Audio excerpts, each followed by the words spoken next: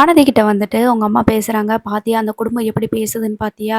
நம்ம வீட்ட எவ்வளோ கேவலமா பேசுறாங்கன்னு பாத்தியா? இதெல்லாம் எங்களுக்கு தேவையா?" அப்படின்ற மாதிரி வானதியோட அம்மா வந்து சொல்றாங்க. அதுக்கப்புறமா, "எப்படினாலும் உன்னைய அந்த வீட்டுக்கு கல்யாணம் பண்ணி குடுக்கவே மாட்டோம். நீ அதே மாரி அவன தான் கல்யாணம் பண்ணுவ அப்படின்ற மாதிரி சொன்ன அப்படின்னா, கண்டிப்பா எங்கள வந்து நீ உயிரோடயே பார்க்க முடியாது." அப்படின்ற மாரி சொல்றாங்க. உடனே வானதி இருந்துட்டு என்ன பண்றது அப்படின்னு சொல்லிட்டு தெரியல. இதுக்கு வானதியோட அண்ணன் என்ன சொல்றான் அப்படின்னா, நம்ம எதுக்கும்மா சாகணும்? அவன் இருக்கிறதுனால தானே இவ போய் லவ் பண்ணிட்டுருக்கிறா. அவனையே காலி பண்ணிட்டா அப்படின்னு சொல்லும்போது தான் வானதி சொல்றாங்க, "அவன் மேல கைய வச்சீங்கன்னா, அப்புறம் நடக்கிறதே வேற. அதுக்கப்புறம் நீ உயிரோட இருக்க மாட்டேன்னு உனக்கு தெரியும்ல." அப்படின்ற மாரி சொல்றாங்க.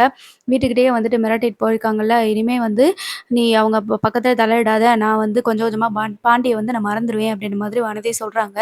அதுக்கப்புறமா வானதி வந்து இந்த கடை பக்கமே போறது கிடையாது.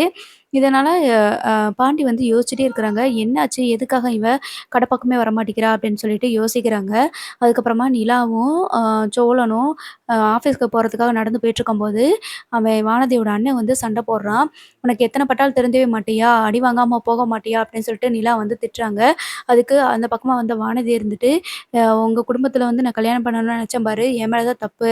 எங்க அண்ணன அடிக்கிறதுக்கு உங்களுக்கு என்ன ரைட்ஸ் இருக்கு?" அப்படின்ற மாரி சண்ட போடுறாங்க. "என்ன வானதி உனக்காக தானே நாங்க பேசிட்டுருக்கோம்." அப்படின்னு சொல்லும்போது, "போதும் நீங்க எனக்காக பேசினதெல்லாம் போதும்.